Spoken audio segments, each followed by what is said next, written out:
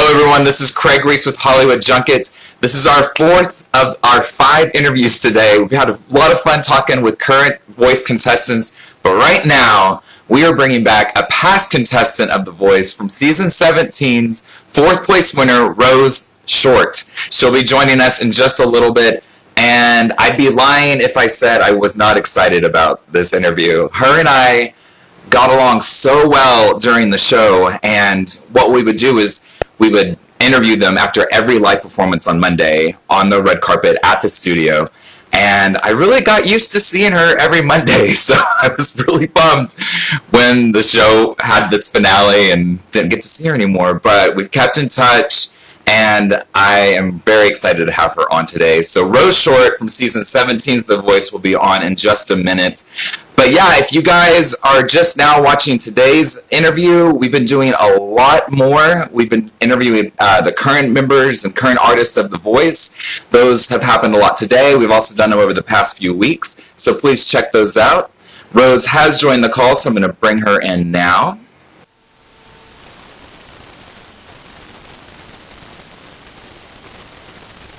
And she should be joining in just a second. Right now!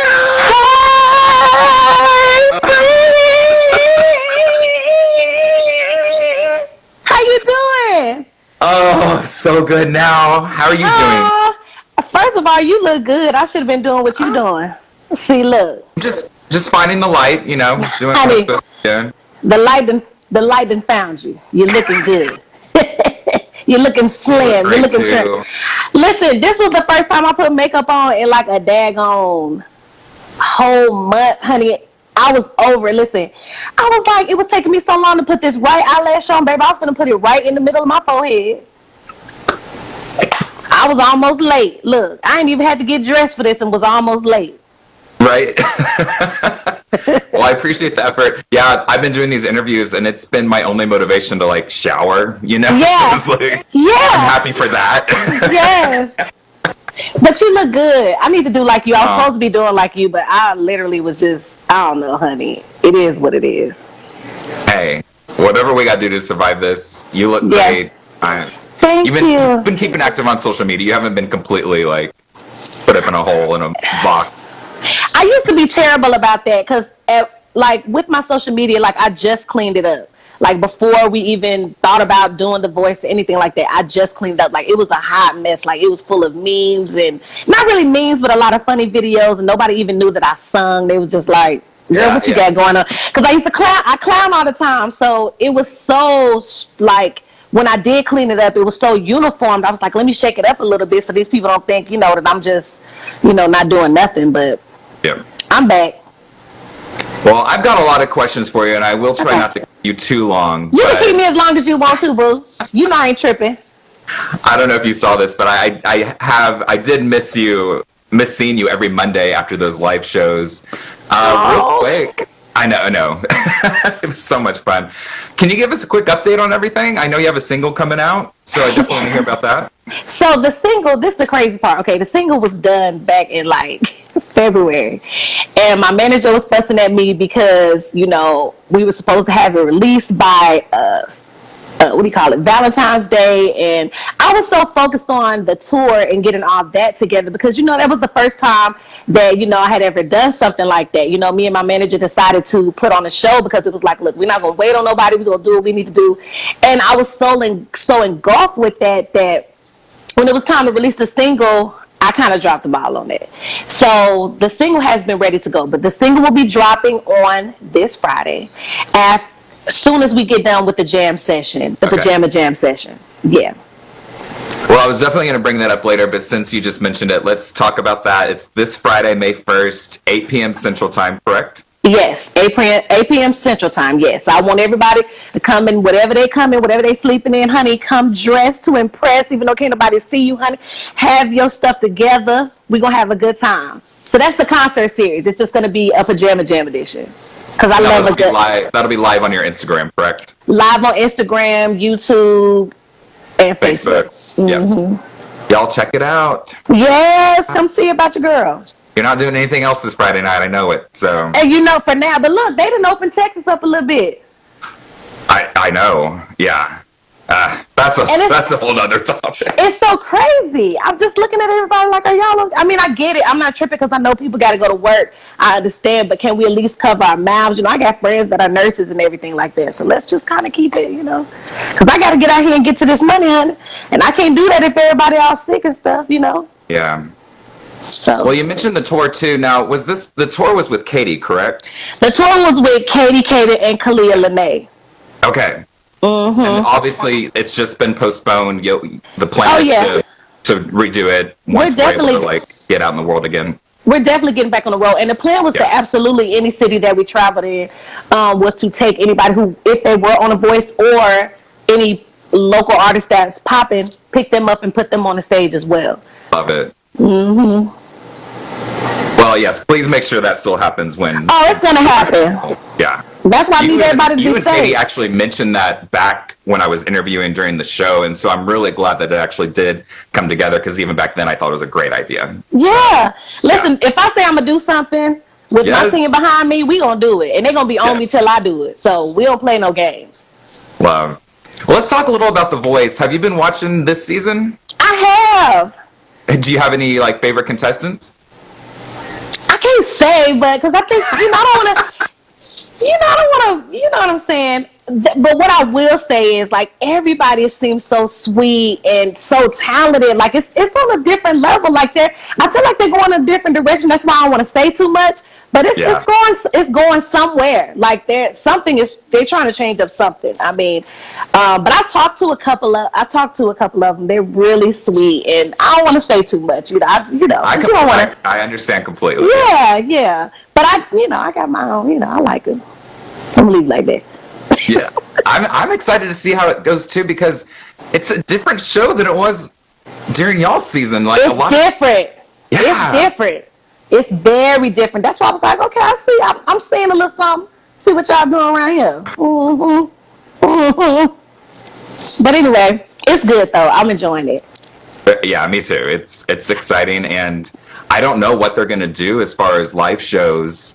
That's the only thing I feel bad about. You know what I'm saying? That they can't experience that. No. That when all this happened, they were literally, after I had to cancel my tour, was the second people that I thought about. Was like, oh my gosh, and along with American Idol, like anybody who's doing those kind of shows, like what are they going to do now? Like how are they going to keep this going, so that at least so we can support them, because they got to keep the show going. And it's just, I hate that they can't experience getting ready for the lives and, or getting fitted and all that. So I hope that they're being creative and send them some outfits so they can at least be fabulous, at home, And if they didn't think of that and they watching this and they came up with it because I said it, then they need to go and cut me a check too, because I just came up with that idea about them sending them some clothes. And not just like I didn't even think about that, but I think that's a great idea. They should send them some clothes so they can experience that. I don't know.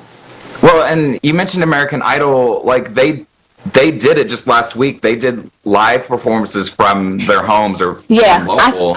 I saw that.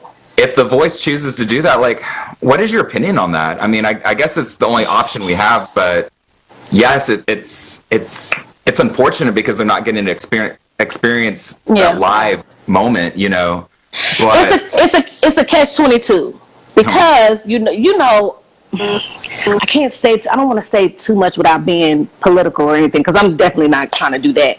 But it's a catch-22 because you can definitely see their individuality. You know what I'm saying? Like they'll be able to be creative and show more of themselves. Like, okay, this is what I'm making. I'm making good of the space that I have. Look, you know what? This quarantine has also made me a little slow, honey, because I'm trying to talk. I feel like I just realized I ain't even been doing no interviews or nothing, honey. I don't even know how to talk no more. But anyway. I don't even know how to talk no more. I'm like, girl, what is wrong with you? Why are you stumbling over your words? So I feel like it's going to show a lot of their creativity. You know what I'm saying? They just won't be able to experience the sets and, the different changes in the sets to be able to tell their story, things like that. But it'll definitely show their creativity, But I think the contestants that take advantage of that silver lining and to really be creative with it or show their side of it, that almost might get them more votes than their actual performance, you know? Because they're going to take their space and create it how they wanted it to how they wanted it to be created. And babe, I can't even talk this sad. I know my manager probably watching like, girl, what is wrong with you? I don't know. I went to an eye doctor appointment a couple days ago, and I realized that was the first time I'd had a human-to-human conversation in 5 weeks. Like, I was like, it was weird, and we had masks on and all that. Like, it was just weird. So I get it. No apologies. We're all kind of... Does your mask get wet?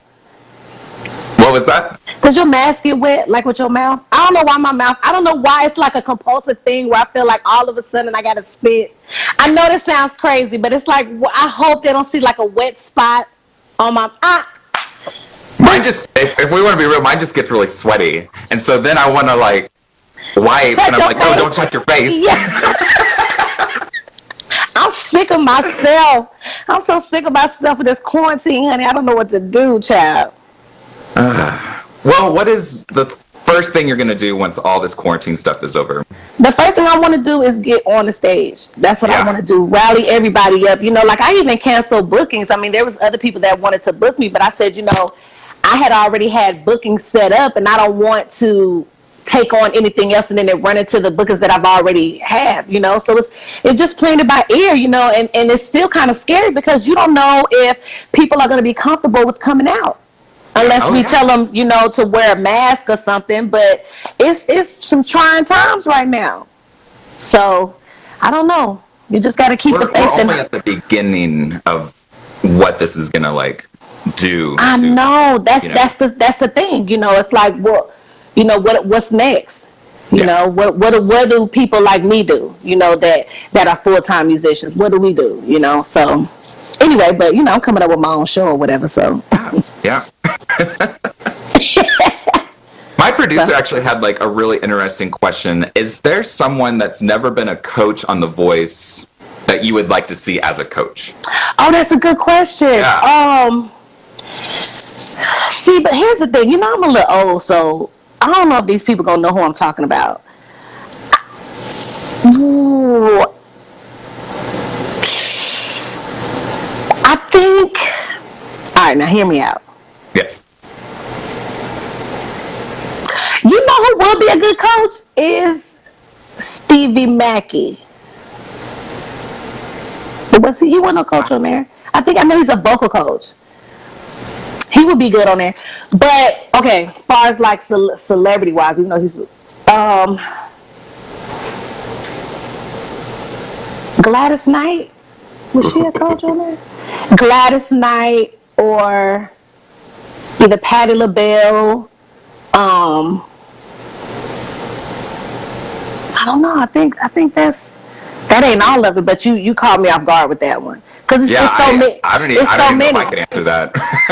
Because, I mean, it's really so many. You know what I'm saying? And there's a lot that goes with that show, too. Like, because at the end of the day, you know, you got to play to a certain demographic, you know, and it could be, I don't know.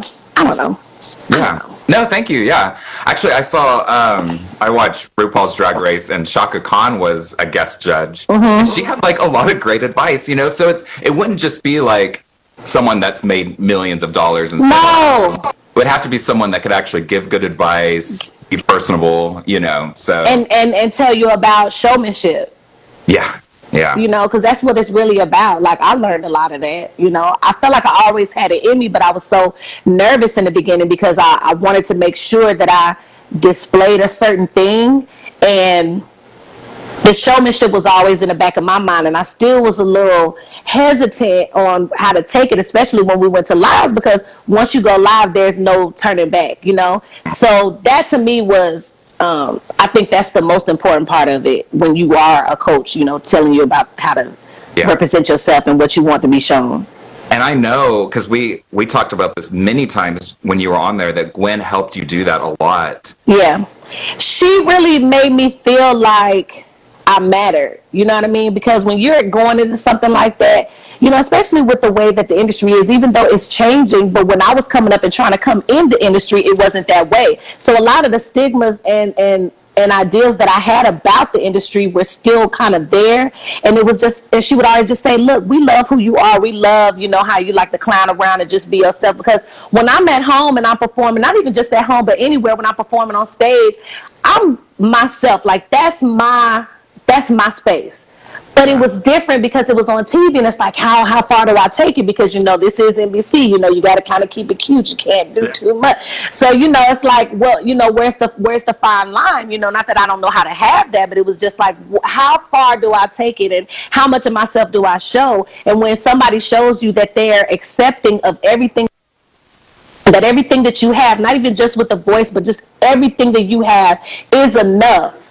That is what helped me be more confident on stage. Like, look, this is where I belong. I belong here not because you just told me I belong here, but it's just, it just felt good, Mm-hmm. I cannot wait to catch you live when all this is over. Oh, trust me, we're gonna be heading on up out there. So don't worry about it. You will catch me. I would imagine, and I will be there for sure. Oh, yes. Rose, I'm going to let you go. Okay. This was so much fun, and it was so good seeing you again. Like, it was good seeing you too. You look good. I can't wait till my face looks small like that in about a month or two. I have been trying. I do my little in-home workouts in my little one-bedroom apartment. Listen, I was going to tell you that because I was watching the interviews, and I said, oh, my friend looking good. Yeah. Yes. So the next time you see me, I'm going to be a little sucked in. Yeah, we'll catch back up in like a month, and we'll just see where we're both at. Okay, don't go too far. You don't go too far. You stay right there. I'm okay. I gotta catch up. Y'all, real quick before I let Rose go, if you joined like halfway through, you might have missed that we talked about her Pajama Jam happening live on Instagram this Friday, May 1st, 8 p.m. Central. She'll be singing, performing songs, and then her single will also come out that day. So please check her out on Friday night. And Rose, I really would like to talk to you again pretty soon again. Maybe quarantine's done and we can talk about maybe the tour and when dates are finalized or something like that. But you can hit me anytime. It's nothing. Love it. I love you, and thank you so much for your time. Okay, baby. I'll talk to you later. All right. Bye-bye.